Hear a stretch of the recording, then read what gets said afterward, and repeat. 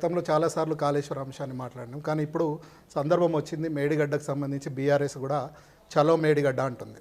So ఏం జరగబోతుంది ఇప్పుడు? బీఆర్ఎస్ ఏం చూపించబోతుంది? అంటే ఇప్పుడు రేవంత్ రెడ్డి సర్కార్ ఏర్పడి దాదాపుగా 80 రోజులైంది. మేము చాలా ఆశించినాం ఏంటంటే ఒక పెద్ద బ్యారేజ్ అది మొత్తం కాళేశ్వరానికే తెలంగాణకే జీవధార. అది మేడిగడ్డ దగ్గర నీళ్ళు ఎత్తిపోస్తేనే కదా మొత్తం కాళేశ్వరం చివరి దాకా అన్ని స్టేజీలల్లో స్థిరీకరణకు కానీ కొత్త ఆయకట్టుకు కానీ 141 టీఎంసీల రిజర్వాయర్లు నింపడం కానీ అవన్నీ సాధ్యమయ్యేది ఆ మేడిగడ్డ దగ్గర బ్యారేజ్ ఉంటేనే. అటువంటి కీలకమైన అంశాన్ని 80 రోజులు పట్టించుకోలేదు అని అంటే నెగిటివ్గా మాట్లాడడమే తప్ప పాజిటివ్గా ఒక్కటి కూడా చేయలేదు. ఆయన ఫస్ట్ చేయాల్సిన పని ఏముండే? ముఖ్యమంత్రి కాగానే ఫస్ట్ ఆ మేడిగడ్డను ఆయన విజిట్ చేసి ఏం జరిగిందో తెలుసుకొని ఒక నిపుణుల కమిటీని వెంటనే వేసి స్టేట్ డ్యామ్ సేఫ్టీ అథారిటీ కూడా ఉంటుంది వాళ్ళ సహకారంతో దాన్ని కారణం ఏంటి అనేది బయటికి తీయాల్సిన అవసరం ఉండే. 99% అది ప్రమాదం వల్ల జరిగిందని నేను ఇప్పటికీ నమ్ముతున్నా. కానీ ఒక ఎక్స్పర్ట్ కమిటీ ఆ పియర్స్ కింద ఉన్న ఆ భూగర్భంలో ఆ 13 మీటర్ల లోపల ఉన్న అంశాలను వాళ్ళు బయట పెట్టకపోతే అది తెలిసే అవకాశమే ఉండదు. ఎవరి అయినా ఊహాగానాలే అవుతాయి. Eyes on today Medigadda pier ఎందుకు కుంగిందో ఒక అథారిటీతో చెప్పగలిగే వ్యక్తి ఎవరు లేరు ఇప్పటివరకు. అంటే దానిలో పరిశోధన చేయాల్సిన నిపుణులను ఎవరిని కూడా ఇప్పటివరకు పంపలేదు, పరిశోధన జరగలేదు. నేషనల్ డ్యామ్ సేఫ్టీ అథారిటీ గతంలో డిజైన్ లోపము లేకపోతే నాణ్యత లోపం కారణంగా జరిగిందని చెప్పి ఒక రిపోర్ట్ ఇచ్చినట్టుగా గుర్తుంది మనకి స్టార్టింగ్ ఎలక్షన్. ఇప్పుడు ఒక దురుద్దేశపూర్వకమైన రిపోర్ట్ అది. ఇప్పుడు వాళ్ళని రమ్మని అడిగింది కిషన్ రెడ్డి గారు. ఓకే. అక్టోబర్ 21 నాడు పియర్స్ కుంగితే అక్టోబర్ 21 రాత్రి మనకు తెలిస్తే పొద్దున్నే ఆయన లెటర్ రాస్తే 24 నాడు వాళ్ళు దిగారు ఇక్కడికి. 23 నాడు 22 నాడే నేషనల్ డ్యామ్ సేఫ్టీ అథారిటీ ఒక కమిటీని నియమించింది. దీని మీద విచారణ జరగమని ఒక 6 వ్యక్తులతోని సెంట్రల్ వాటర్ కమిషన్లో ఉన్న వాళ్ళతోని ఒక కమిటీని నియమించింది. ఆ కమిటీ వాళ్ళు 24వ తారీఖు నాడు ఒకసారి వచ్చారు, 27వ తారీఖు మళ్ళీ ఒకసారి వచ్చారు. బట్ వాళ్ళు ఎంతసేపు ఆ బ్రిడ్జ్ మీద పోయిండ్లు, పైనుంచి చూసిండ్లు, లోపల దిగింది చూసింది లేదు. అప్పటికి ఇంకా నీళ్ళు ఉన్నాయి, నీళ్ళు పూర్తిగా ఖాళీ చేయడం కాలేదు. అది అప్పటికి ఇసుకనే అక్కడ స్ట్రక్చర్స్ ఏందో కూడా తెలిసే అవకాశమే లేకుండే. బ్రిడ్జ్ మీకెళ్ళి చూస్తే ఏం కనబడుతుంది? బ్రిడ్జ్ కుంగినట్టుగా కనబడుతుంది. బ్రిడ్జ్ కుంగింది అనేది వీళ్ళే చెప్పారు. 1 ఫీట్ వరకు లోపలి పోయింది పియర్ అని. మొదటి రోజు 0.7 ఫీట్ పోయింది, తర్వాత తెల్లవారి కొంత మొత్తానికి ఒక 1 ఫీట్ వరకు పోయిందని చెప్పి ఇక్కడ అధికారులు ఇచ్చిన రిపోర్ట్ను ఆధారం చేసుకున్నారు.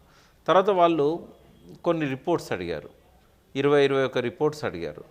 వాళ్ళు అడిగిన రిపోర్ట్స్ అన్ని తయారు చేసి పంపడానికి కొంత సమయం అవసరమవుతుంది. ఏవైతే అందుబాటులో ఉన్నాయో 7-9 రిపోర్ట్స్ దాకా అందుబాటులో ఉన్నాయి, ఇచ్చారు వాళ్ళకి. ఇదంతా జరుగుతుంటే కూడా ఏమాత్రం ఓపిక లేకుండా వాళ్ళు వెంటనే ఒక 5-6 కారణాలు రాస్తూ ఇది నిర్లక్ష్యం కావచ్చు, నిర్మాణ లోపం కావచ్చు అని ఇవన్నీ రాశారు. అంటే దీనిలో ఏమర్థమవుతున్నది అని అంటే వాళ్ళకి ఏ కారణం తెలియదు, ఏదైనా కావచ్చు అని చెప్పి అన్నీ రాస్తున్నారు. అంటే 10 రాళ్ళు ఇస్తుంటే ఏదైనా ఒకటి తగులుతుంది కదా. అంటే అంత బాధ్యతారహితంగా ఒక నేషనల్ డ్యామ్ సేఫ్టీ అథారిటీ అట్లా చేయొచ్చా? వాళ్ళు ఏం చేయాలంటే ఒక నిపుణుల కమిటీని వేయాలి. వాళ్ళు వచ్చిన వాళ్ళు నిపుణులు కాదు, వాళ్ళు ఏంటంటే ఇరిగేషన్ ఇంజనీర్లు, సిడబ్ల్యూసిలో వివిధ హోదాలలో పనిచేసిన వాళ్ళు. ఇప్పుడు భూభౌతిక శాస్త్రవేత్తలు ఉండాలి, భూగర్భంలో ఉన్న పొరల గురించి ఎర్త్ సైన్స్ చదివిన సైంటిస్టులు ఉండాలి, జియాలజిస్టులు ఉండాలి, వాళ్ళతో పాటు ఇరిగేషన్ ఇంజనీర్స్ ఉండాలి. డ్యామ్ ఈ సీకెంట్ పైల్స్ అనేది ఒక కొత్త పద్ధతి. సౌత్ ఇండియాలో మరి ఎక్కడుందో లేదో, మన దగ్గర మాత్రం ఫస్ట్ టైం చేశారు మేడిగడ్డలో. మేడిగడ్డ, అన్నారం, సుందిలలో కూడా సీకెంట్ పైల్ సిస్టమే చేశారు. దీనిలో అనుభవం ఉన్న ఇంజనీర్స్ని పిలవాలి. ఆ రాఫ్ట్లల్లో ఏమన్నా దెబ్బతిన్నదా, కిందికెళ్ళి ఎందుకు పోయింది, ఇసుక ఎందుకు కదిలింది, ఇటువంటి విషయాల మీద అవగాహన ఉన్న వాళ్ళని పిలవాలి. బ్యారేజీల నిర్మాణంలో అవగాహన ఉన్న వాళ్ళని పిలవాలి. ఓఎండ్ఎంలో పనిచేసిన వాళ్ళు, ఆపరేషన్ మెయింటెనెన్స్లో పనిచేసిన వాళ్ళని పిలవాలి. వీళ్ళని ఎవరిని పిలవకుండా వాళ్ళే కమిటీ చేసి వాళ్ళే తీర్పులు చెప్పే పద్ధతి ఏదైతే ఉన్నదో అది పూర్తిగా బాధ్యతారాహిత్యం.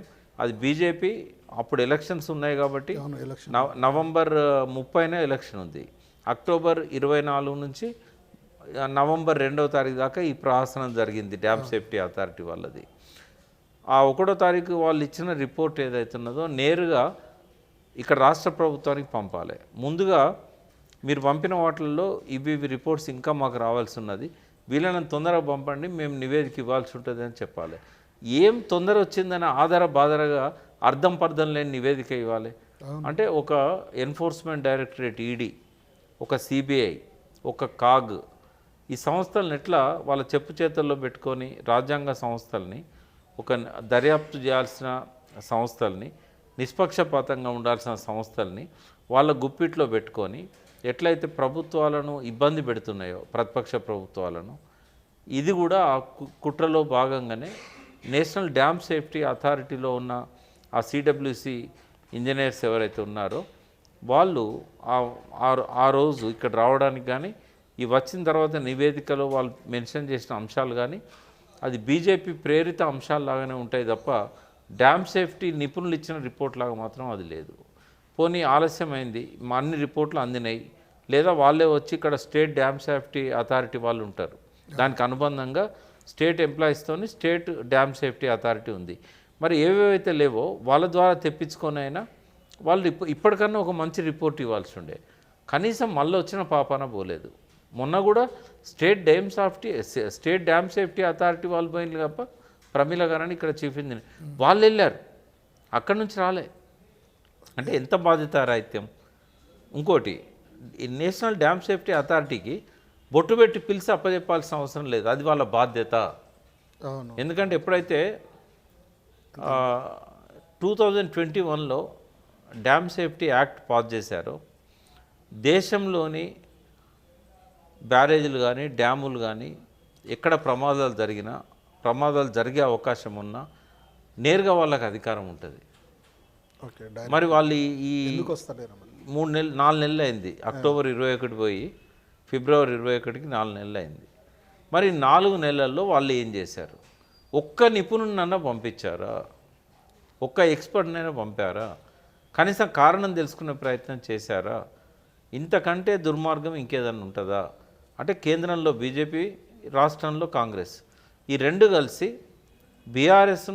బీఆర్ఎస్ పైన కక్ష తీర్చుకునే విధంగా వాళ్ళకు ప్రజలు పట్టారు. తెలంగాణ సాగునీటి అవసరాలు పట్టవు, తాగునీటి అవసరాలు పట్టవు, ఇక్కడ జరిగిన రైతుల ఆత్మహత్యలు పట్టవు వాళ్ళకి. ఈ రెండు పార్టీలు కూడా దోబూసులాడినాయి. తెలంగాణ మీద ఎట్లయితే ఒకసారి ఇస్తామని చెప్పి ఒకసారి ఇయ్యమని చెప్పి బీజేపీ అందరికి గుర్తుండాలని మరొకసారి గుర్తు చేస్తున్నా. ఒక ఓటు 2 రాష్ట్రాలు అని చెప్పి 4 ఎంపీలకు గెలిపించుకున్నారు తెలంగాణ ప్రజలు. ఎందుకంటే బీజేపీ 2 రాష్ట్రాలు ఇస్తానంటుంది కదా, జై తెలంగాణ అని అన్ని రాజకీయ పార్టీల కంటే ముందు జై తెలంగాణ అన్నది కదా అని నమ్మి ఇండిపెండెంట్గా వాళ్ళు ఏ పార్టీ పొత్తు లేకుండా 4 సీట్లు గెలుచుకున్న ఒకే ఒక్క సందర్భం అది. ఎందుకంటే తెలంగాణ ప్రజలు తెలంగాణ కావాలనుకుంటారు కాబట్టి బీజేపీ ఇస్తుందేమో అనే ఒక ఆశతోనే వేశారు. దాని తర్వాత అద్వానీ ఏం చేశాడు? మీకు హైదరాబాదే ఉన్నాక మళ్ళీ ఎందుకు రాష్ట్రం అని చెప్పేసి ఇయ్యనని చెప్పాడు. కాంగ్రెస్ ఏం చేసింది? 41 మంది ఎమ్మెల్యేలతో సంతకాలు పెట్టించి, అది నా ఆధ్వర్యంలోనే జరిగింది, తెలంగాణ కావాలని చెప్పి ఎమ్మెల్యేలంతా సోనియా గాంధీకి విజ్ఞప్తి చేస్తే ఆ మొక్కుబడికి ఒక కమిటీ వేసింది. ఆ కమిటీ వాళ్ళు రిపోర్ట్ ఇచ్చారు, అది సెకండ్ ఎస్ఆర్సీ ఏమని చెప్పి తెలంగాణ ఒకటి ఏమని చెప్పకుండా తెలంగాణను అన్ని రాష్ట్రాలతో లింక్ చేసి చాలా రాష్ట్రాల్లో ప్రత్యేకవాదం ఉన్నది అంటే డైల్యూట్ చేయడానికి. వాళ్ళు ఒకవేళ తెలంగాణ ఇవ్వాలని వాళ్ళకుంటే తెలంగాణ ప్రజలు అడుగుతున్నారు, ఎమ్మెల్యేలు అడుగుతున్నారు కాబట్టి తెలంగాణ విషయం నిర్ణయం తీసుకోండి అని కేంద్రానికి రాయాలి. రెండో ఎస్ఆర్సీ ఏమనడం ఏంది? దీన్ని వేరే రాష్ట్రాలతో లింక్ చేయడం ఏంది?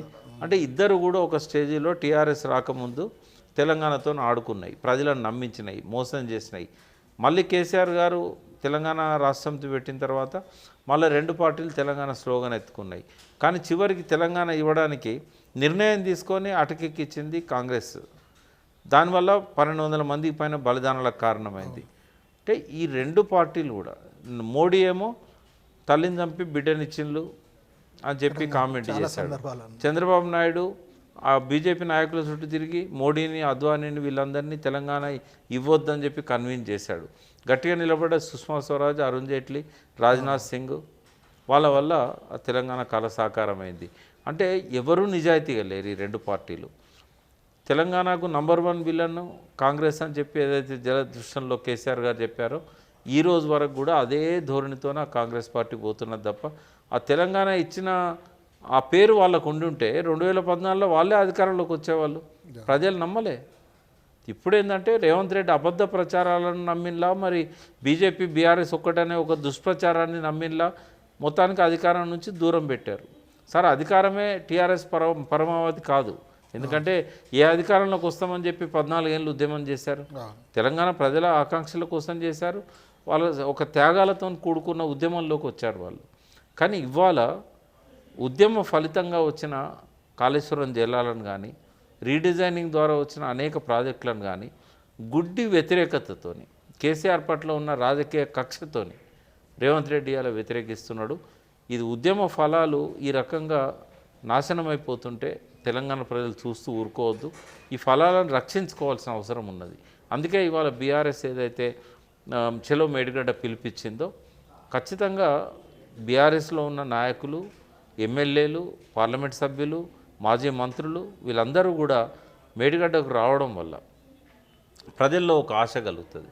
ఈ మేడిగడ్డ రిపేర్ చేయరేమో, ఈ 4 నెలల నుంచి మేడిగడ్డను కేంద్ర ప్రభుత్వం వదిలేసింది, 3 నెలల నుంచి రాష్ట్ర ప్రభుత్వం వదిలేసింది, వీళ్ళకి మేడిగడ్డ మీద ఎటువంటి పట్టింపు లేదు అని చెప్పి రైతులకు ఏంటంటే ఎలక్షన్స్ అప్పుడే రాజకీయం గురించి ఆలోచిస్తారు.